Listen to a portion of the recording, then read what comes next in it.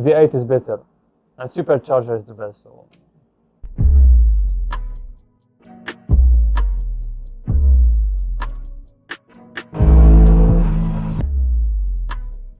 Frankenstein car, I would go for a sleeper because it would be too easy to have like a red Supra with like 2 JZ engine and everything with like semi-automatic gearbox, something like that.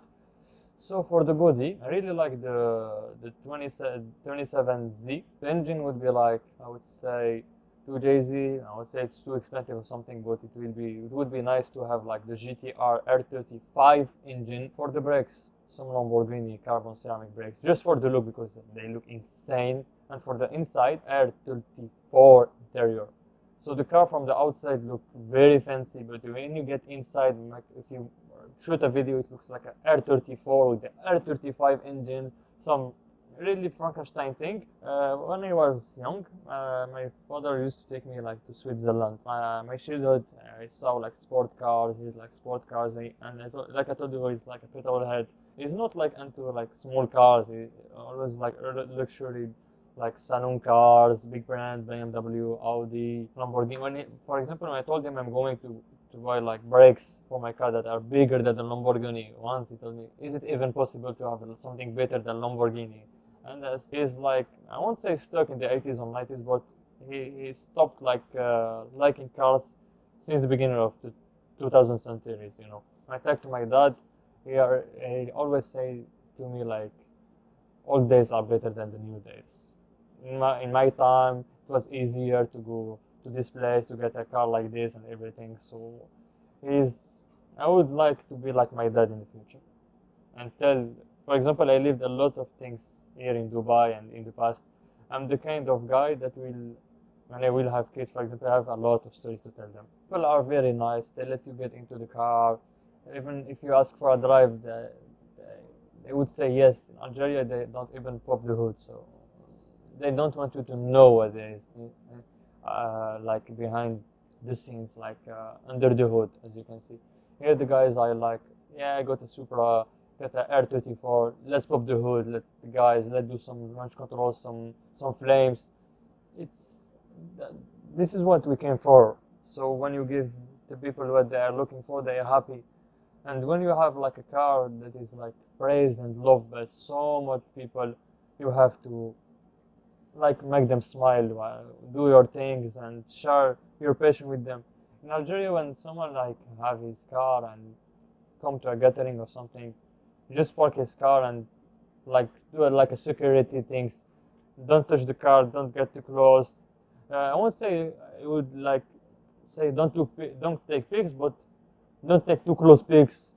Uh, they don't assume their cars. For example, if you have some scratches on your car and, for example, I'm going to take pics, it's okay. Maybe I will remove them with Photoshop or something like that. Maybe I will leave them like that. But in Algeria, the car must look perfect, even with like big mistakes on the car, a bad paint job or something. You have to make the picture perfect, or he won't allow you to share the pics. There is even one guy, I know him.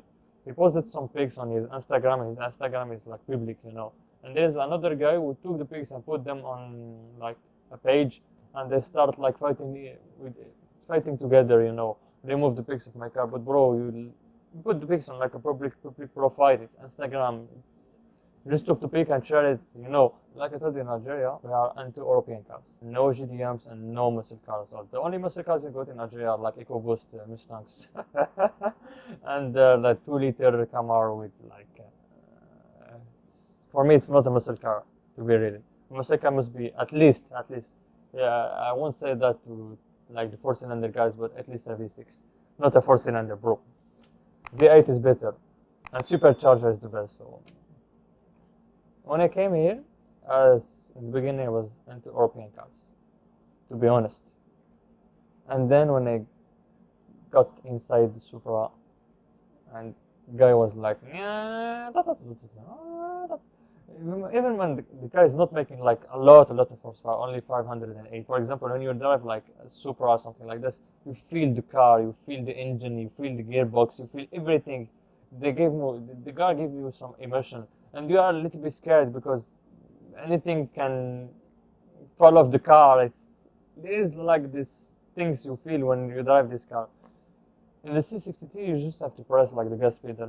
It start like doing some burnout. And in Algeria, like if you want a real wheel drive car, you have to choose between an old BMW and an old Mercedes. And that's all. That's majority of the cars are like front wheel drive. I own like a German car. I always like owned German cars. We got like a GLK. We owned like Audi Q3 and everything. It's like random cars in Algeria. I won't say bad things about my TT. Very funny car, and even if it's an automatic gearbox, it gives me some pleasure. But with the TT, when you press the gas pedal, there is no way spinning or anything because it's a quattro. It's very efficient, you know.